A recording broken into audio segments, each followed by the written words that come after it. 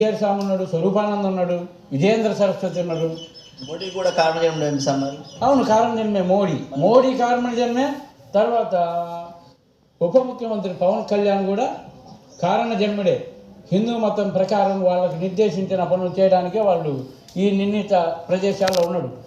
కానీ వరహాదేవిని ఆహ్వానం చేస్తాడు ఎవరు? పవన్ కళ్యాణ్ గారు. కానీ వీళ్ళిద్దరు కలిశారు కాబట్టి హిందూ మతం పైకి లేస్తుంది. ఆ పద్మనాభ స్వామికి వీళ్ళిద్దరే మాకు రహదారి చూపిస్తారని మేము అనుకుంటున్నాం. సెలవు మా ధర్మకర్త గారిని అడిగారు. అమ్మ మీకు భవిత అమ్మ నాగరాణి అనే పాప మీ పాప మీకు ఎట్లా తెలిసింది? ఫస్ట్ తను నాగరాజు కూతురు అనే పాప చిన్నప్పటి నుంచి చెప్పేదా? ఆ సైన్స్ అంటే ఆ యొక్క లక్షణాలు ఎట్లా ఉన్నాయి, ఏ విధంగా కనుక్కున్నారు? 9 సంవత్సరాల నుంచి పాప చెప్పేది. ఒక అడవిలోకి వెళ్ళాలి, మా అమ్మ పిలుస్తుంది, మా అమ్మ మా నాన్న ఉన్నారు, అలా విగ్రహాలు తీయాలి. అవే కాదు ఇంకా చాలా ఉన్నాయి. ప్రజెంట్కి నేను వెళ్ళాలి, నన్ను వదిలేసాను.